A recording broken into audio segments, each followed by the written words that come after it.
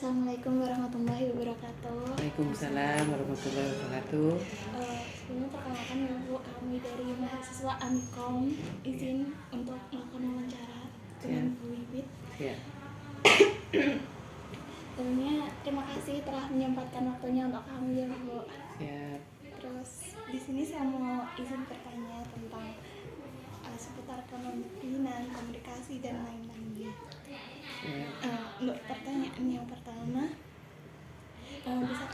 bisakah Ibu menceritakan bagaimana latar belakang berdirinya Nasma Office ini?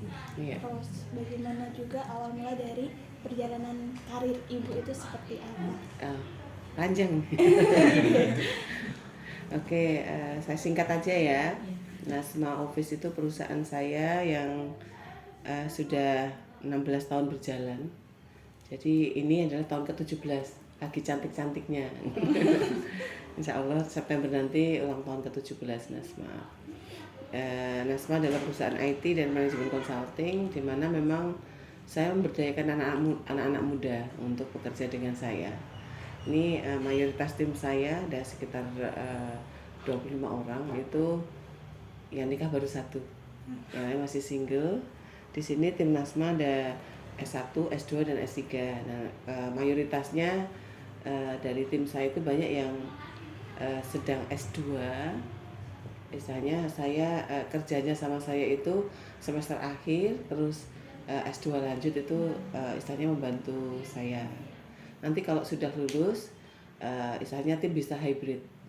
Jadi ada tim saya yang di Jakarta, ada yang di Semarang, ada yang di Solo, kayak gitu.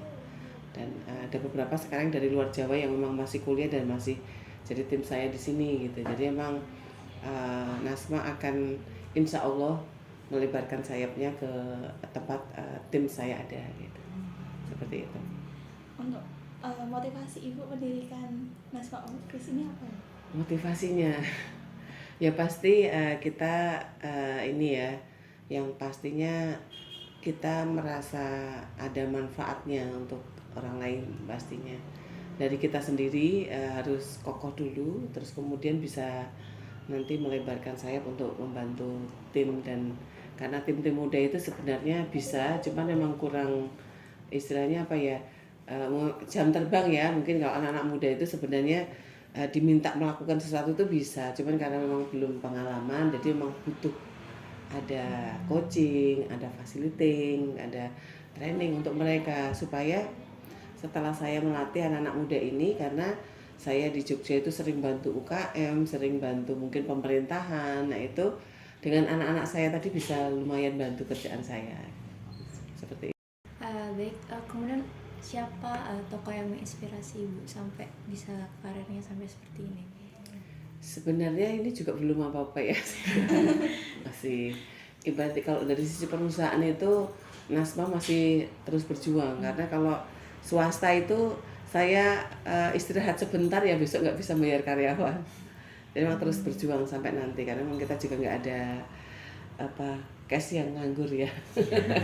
Nggak ada cash nganggur, jadi setiap hari itu berjuang terus kayak gitu.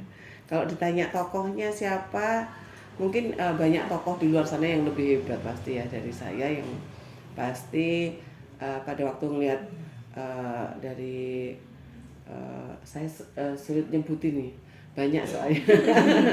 Banyak ya, kita kalau dari Amikom misalnya bagaimana Prof Yanto kayak gitu ya, saya dulu dari kos yang kecil bisa jadi segede itu, kalian bisa masuk kayak gitu, itu udah salah satu inspirator kita gitu. Tapi kalau dari yang lain saya kira banyak juga ya yang ini misalnya yang luar biasa di Indonesia gitu.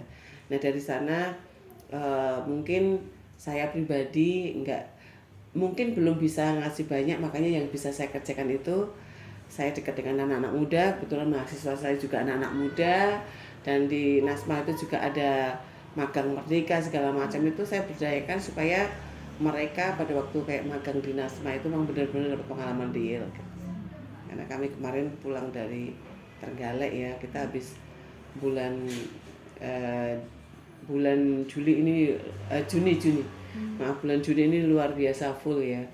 Kita kemarin habis Festival Inovasi Jogja, saya harus pecah tim, saya lagi di Malaysia, saya harus nggarap di Trenggalek, saya harus nggarap Pacitan. Itu kalau tim saya belum solid, saya kira saya akan agak mengalami gangguan gitu ya. Jadi saya gangguan dari sisi komunikasi segala macam gitu.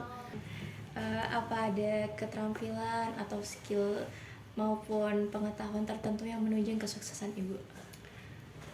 Pastinya ya kita untuk keahlian pertama itu mungkin IT dan yang lain itu pendukung. Yang pasti komunikasi.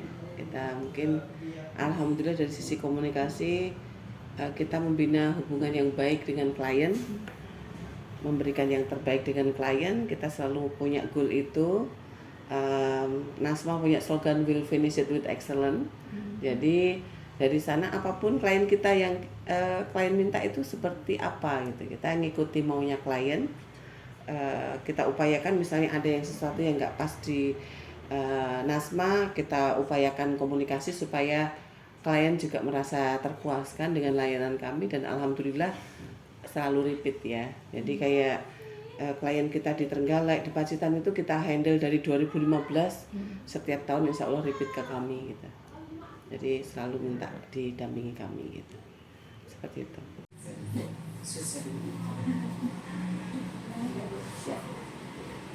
Pengalaman yang paling berkesan dan pencapaian yang paling Ibu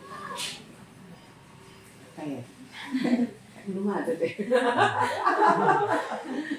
Ya mungkin untuk pengalamannya ya, bagaimana kita terjun ke masyarakat dari mungkin ada beberapa perusahaan atau mungkin UKM kayak gitu yang lagi mengalami stagnan, dan saya kan salah satu coach bidang manajemen risiko bisnis ya, menghandle perusahaan-perusahaan besar dan perusahaan kecil. Nah di sana saya temukan banyak perusahaan yang mengalami masalah-masalah itu, dan misalnya kita dampingi, kita misalnya kita kasih fasilitasi, terus kemudian kita dampingi untuk coachingnya, dan kita mungkin 6 bulan, 1 tahun kemudian ada kabar baik. Itu pengalaman yang sangat berharga bagi kami, bisa memberikan atau berkontribusi untuk perusahaan-perusahaan bisa bernafas lagi. Dari Ibu ada inisiatif buat membuat program yang positif bagi masyarakat begitu? Oke, kalau di Nasma itu setiap Jumat kita ada Jumat Berkah, yang coaching itu kan ketemu saya biasanya ada tagihan invoice. Nah, untuk perusahaan ketemu saya harus bayar, kayak gitu. Tapi kalau untuk hari Jumat dari pagi sampai sore itu ketemu semua tim saya, mau konsultasi bisnisnya. Dulu bahkan saya berikan desain gratis, kayak itu memang punya masalah desain kayak gitu. Itu saya berikan kepada UKM untuk perusahaan siapapun yang butuh. Itu di hari Jumat kayak gitu. Itu, dan kemudian saya kira CSR yang lain banyak, karena sebenarnya pas pelatihan kita misalnya dengan pemerintahan, kita kan modelnya workshop ya. Di pemerintah itu biasanya kalau kita bicara HR atau honor kayak gitu kan sebenarnya fokus pada narasumbernya. Saya biasanya melibatkan tim saya itu istilahnya saya tidak menuntut honor dari pemerintah, karena saya istilahnya bukan saya, kami punya tujuan siapapun yang ikut di workshop kami itu pulang dari seminar ataupun workshop itu bisa praktek. Jadi kalau misalnya HR-nya cuma 1 aja, ya itu sebenarnya untuk operasional kurang kayak gitu kan. Karena kita nanti melibatkan mungkin akan nambah 4 orang atau 6 orang yang untuk mendampingi, supaya kita setiap meja-mejanya itu ada yang dampingi praktek. Harus bisa gitu. Jadi kayak gitu. Jadi itu bagian CSR kami. Jadi misalnya kalau bantuan kami mungkin seperti itu, karena kita punya goal yang memang harus tercapai di target kita, makanya kita siapkan tim, dan tim yang dampingi harus bisa. Jadi sebelum misalnya besok pelatihan Canva, kita bikin company profile, tim yang dampingi pasti sudah bisa. Jadi kita TOT dulu, besok mau pelatihan pelatihan desain, yang dampingi harus bisa. Pelatihan foto produk, yang dampingi harus bisa, karena nanti akan ngajarin kayak gitu ya. Jadi emang kita biasakan seperti itu sebelum turun ke lapangan, nggak bisa mundur dulu, pakai yang bisa gitu. Selepas dari program yang Ibu berikan, apa tanggapan masyarakat tentang program atau karya yang Ibu Layanan ya. Iya. Alhamdulillah menyambut positif ya, dari pemerintahan juga menyambut positif, dari klien-klien kita pastinya itu setelah dengan kami ya ada repeat order, ada yang kita bantu, ada yang istilahnya nggak melulu project kayak gitu ya. Bahkan ada yang kita konekkan, misalnya ada pengabdian dosen, karena saya juga dosen kalian kayak gitu kan. Jadi kadang dosen itu kan punya kewajiban tridharma pengabdian kayak gitu. Jadi yang memang dosen pengen pengabdian biasanya kita kasihkan link, kita bantu. UKM yang pengen kerja mungkin kemarin karena lingkungan bisnis ya, yang ketemu sama saya lingkungan bisnis ya. Semester 2 belum saya terjunkan ke lapangan ya. Kalau semester 5 biasanya saya terjunkan ke lapangan nanti untuk manajemen proyek gitu.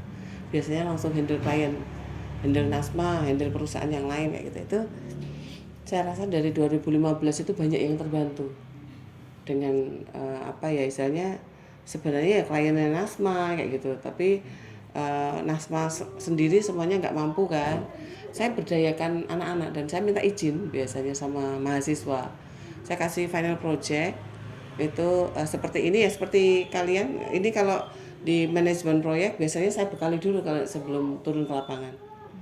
Karena ya kayak tadi kejadian telat segala macam itu kadang kalian belum terbiasa gitu kan. Jadi biasanya kalau di project sebelum turun ke lapangan pasti ada masalah seperti ini. Nah kalau kliennya itu biasanya dari binaan kita, UKM atau perusahaan binaan kita, pemerintah binaan kita itu saya akan memantaunya dari yang saya kasihkan.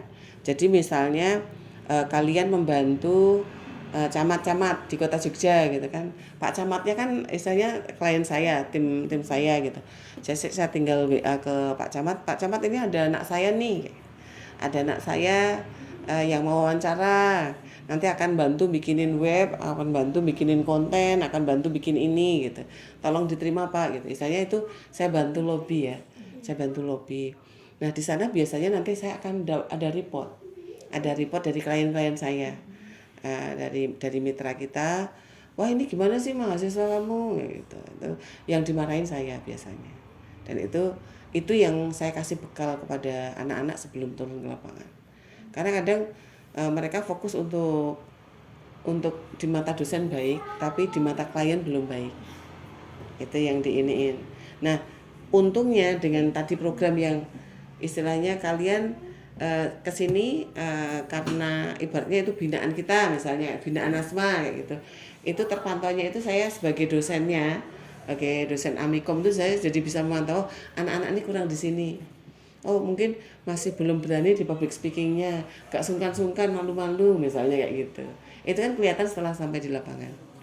Dan itu yang kita kasih masukan nanti review habis kalian mengerjakan laporan kayak gini. Ini kan minggu tenang tapi kalian nggak tenang kan mengerjakan tugas. Iya, jadi itu gambarannya bahwa tugas-tugas seperti ini itu sebenarnya memaksa kalian untuk berinteraksi dengan dunia luar kayak gitu. Mungkin itu. Terus selanjutnya nih Bu, ini kan perusahaan udah jalan hampir 17 tahun. Iya.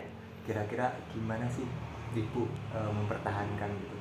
Kan biasanya karyawan tuh ada yang semangat, ada yang nggak naik turun. Oh iya, biasa. Kita kalau di NASMA itu saya malah nggak ngikat karyawan ya. Karyawan bisa easy going untuk masuk dan keluar. Gitu. Cuman saya pesan pada waktu masuk di saya emang serius kerjasama dengan kita. Tapi pada waktu keluar itu ada job yang lebih baik. Atau mungkin biasanya kalau keluar memang ibaratnya kayak kontraknya habis ya, karena memang biasanya saya ambil semester akhir di S1, kemudian lanjut di sini sekitar 2 tahun ya, mereka kan harus kembali ke wilayahnya masing-masing dan itu jadi mitra kita nanti untuk ngerjain project. Jadi biasanya keluarnya kayak gitu. Biasanya emang kita harapkan skill yang ada di NASMA itu nempel di mereka dan kita keluar baik-baik. Bahkan kalau misalnya PNS itu kan jadi idola ya. Kalau ujian PNS gitu di sini yang tinggal izin aja nggak apa-apa. Oh, bisa. Iya, saya kasih referensi malah nggak apa-apa.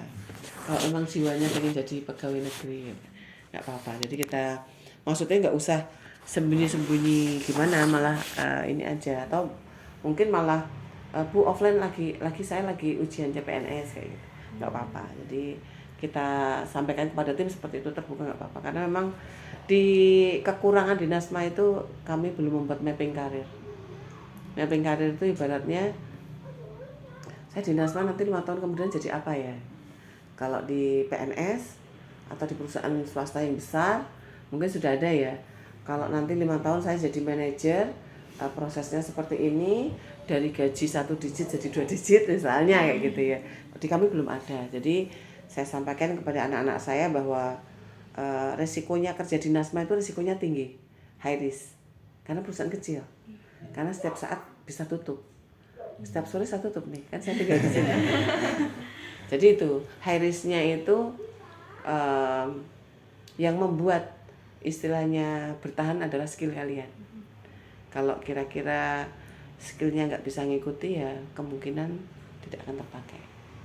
Seperti itu. Makanya yang di sini anak-anak kimia, walaupun anak kimia tapi saya butuh konten, saya butuh ini, butuh ngerjain kajian ini, bisa survive di sini. Kayak gitu. Dan skill yang saya siapkan untuk anak-anak di sini adalah belajar public speaking.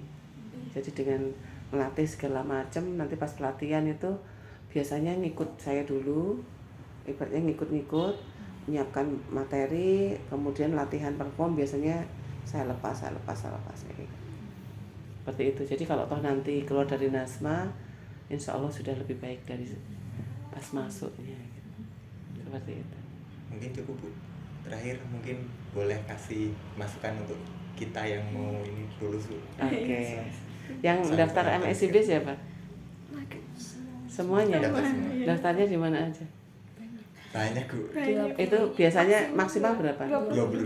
22 perusahaan. Oh, nggak ada ringnya 1, 2, 3 sampai 20 gitu. Oh, nggak ada. Range, misalnya ya kayak milih daftar sekolah itu loh. Yang pertama saya daftar UGM. Oh, nggak ada. Oh, 20 itu milih bebas. Kalian ngambil apa di Nasma posisinya? Itu diumumkan kayak gitu ya? Modelnya gimana? Saya malah nggak tahu, saya kan ketempatan. Kalian pas ngelamarnya itu gimana? Milih aja sih Bu. Ntar diproses per perusahaan gitu. Tergantung perusahaannya mau proses kapan. Oh gitu. Jadi istilahnya nggak ada ini. Posisinya apa? Kalian langsung daftar gitu aja? Iya. Oh. Cari posisinya daftar gitu. Oke. Tadi Di saya- Nasma kalian posisi apa? Aku sih kemarin daftar di machine learning sama data scientist. Oh, oke. Di Sebangku itu ya, Sebangku Jaya. Sebangku Jaya itu nanti ada 4 aktivitas. Nasma itu aktivitas 4. Kebanyakan. Kebanyakan. Kebanyakan yang penting dipanggil. Ada wawancara kan nanti masih ada seleksi. Full stack web development. Full stack.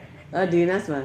Eh, Oh, sekarang webnya Nasma sudah jadi sih. Jadi udah kemarin dari 2 angkatan sebelumnya udah jadi, tinggal develop nanti. Misalnya tinggal melanjutkan sama kemungkinan akan garap-garap punya klien.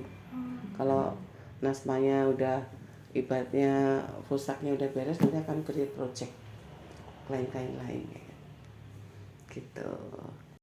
Cukup Oke, Bu, terima siap. kasih sebelumnya ya Bu atas Siap. kesempatannya, waktunya. Oke. Cukup dari kami, saya Oke. tutup ya Bu. Wassalamualaikum warahmatullahi wabarakatuh. Waalaikumsalam warahmatullahi wabarakatuh.